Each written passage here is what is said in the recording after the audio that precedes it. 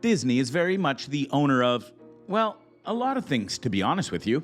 But for some, they don't mind partaking in the things that made them great originally, such as the Disney Channel and their Disney Channel original movies. One franchise that was born of that over the last few years was Zombies, a film franchise about humans having to live with monsters, and of course, had plenty of musical numbers and such. Well, with Zombie 3's coming this year, let's look back and see just how much you know about what happens in this series. Allow us to show you Zombies Disney 10 Things You Didn't Know.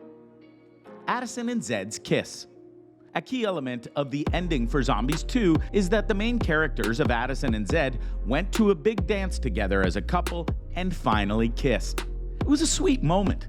But if you thought it was done in one take, yeah, no. According to Addison's actress, Meg, she and Milo, Zed, probably locked lips at least 8 times during filming. One time, my nose was a little smushed, and then another time, his face was kind of covering mine, Meg said. It had to be perfectly lined up. It was really fun. It was hilarious. Of course, after they kissed, the cast and crew jokingly cheered and clapped for the actors. Thankfully, filming that scene didn't feel weird to Meg, even though Milo is her BFF and has been since they met during auditions. She felt totally comfortable with him. The actors didn't have time to film all of Zombies 2 to lead up to the kiss scene at the end. Instead, they basically jumped right into it when production began. We shot it like the first weekend of filming, so it wasn't like the last scene. We just kind of got that over with and we're good. Not what you would have thought for that moment, right? But sometimes you do these things to get them done and ensure you can focus more time on other elements, which with this kind of film series means the dance sequences. Dancing changes. If you somehow don't know, Disney loves to do shows and movies that have big dance and singing numbers when possible. They don't do it all the time, but they'll put it out there when they can, and that goes big time for the Zombies movies.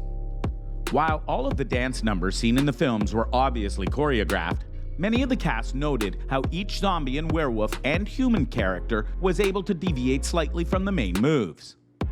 It may look like we're all doing it together and it's synchronized, but every person has their own sort of variation, Milo said, adding how he liked that the individual dance moves accurately reflected the type of monster, aka zombie versus werewolf.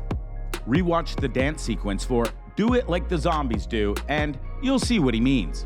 When one of the actresses behind the werewolves, Ariel, talked about it, she explained how they were able to throw their arms wherever they wanted and throw their legs how they wanted to because of their personalities. The dances definitely feel unique for each character, so having that kind of freedom to be the character as you dance is welcome amongst the case. First day problems. It may look fun to go and do a big movie, especially one for Disney. But for those actually in the movie, it can be a nerve-wracking experience. Such was confirmed when Ariel admitted she was a little apprehensive on her first day. And to top it off, she was 3 days late to rehearsals in Toronto where the movie's filmed. I remember the first day I got there, I had rehearsals the next day, Ariel said, noting how Meg texted her when Ariel arrived in Canada to welcome her, which helped calm Ariel's nerves. When Ariel arrived for work the next day, she ran into Meg, Chandler Kinney, Willa, and Pierce Jazza, Wyatt, who all helped her learn the choreography she'd missed.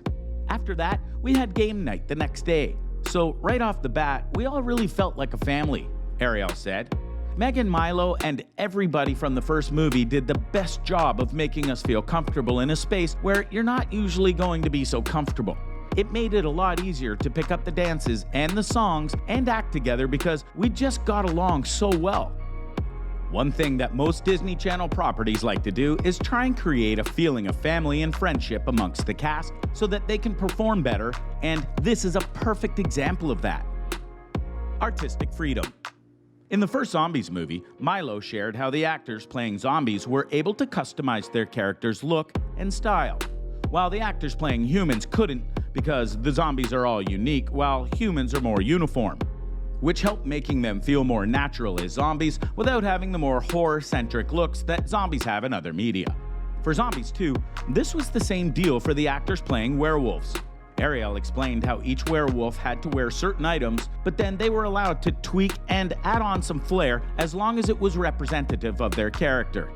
Because her character of Winter is quirky and goes to the beat of her own drum, Ariel came up with the idea to add spikes to her shoes, as well as the big wristband with tons of faux fur around it that none of the other werewolves wore.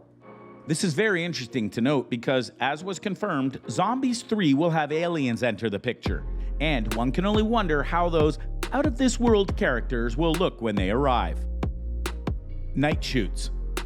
Being a werewolf means coming out at night, so several cast members had to film major scenes around the time most people go to bed. Ariel noted how when you watch stuff on TV, you'd think certain moments probably took like 2 seconds to film, when in reality it took several hours. Even if the footage you see on screen is only about 10 seconds long. That's just how filming goes at times, sadly. During the scene where the monsters decide to force Seabrook to let them attend the prawn, Meg wasn't in that scene, but she stuck around set since it was Trevor Torchman's, Bucky, last day of filming. I was like, okay, I want to stay for this. And then, the whole time we were just playing games. That night was so much fun. It was by the water, it was so pretty at night, Meg said. So while it may not have been the best filming conditions for their sleep schedules, they very much made it work. The mystery of the parents. Believe it or not, the Zombies franchise has multiple missing parents storylines going on for certain characters. Milo noted in 2018 about Zombies that the mystery of Zed and Zoe's, Kingston Foster, mom was a mystery to them as well. We meet their dad, but nothing is ever said about their mom. And apparently, that was also the case while filming Zombies 2. Milo admitted that the cast casually talked about it on set, but no references to her are made in either movie. If we make a third one, then maybe that should be a plot point, he said. Clearly, because it would be odd if it wasn't mentioned. And as for that other mystery parents, that would be with Addison, whose connection with her real parents is tenuous at best. And at the end of Zombies 2, we see a meteor crash down that turns her hair briefly blue. So perhaps Zombies 3 will focus not just on Zed and Addison's relationship, but also their quest to find their missing folks. Werewolf Eyes. In the Zombies 2 film, when the werewolves feel threatened, they go into attack mode and their eyes brighten and intensify. You might think that this is a VFX that many Disney movies use to help build up the effect. And you would be right in that. It was done in post-production with special visual effects.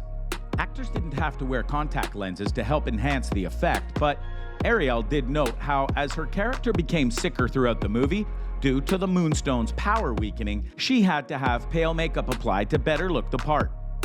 Sometimes it's the smallest of details that make things work. So, what do you think? What do you think of this look at the Zombies franchise and all that goes on behind the scenes of the past movies? Do you think that Zombies 3 will be the perfect ending to the franchise that fans have been loving? What do you think will happen in the final film, and what do you want to happen in it? Let us know below, and we'll see you next time on the channel.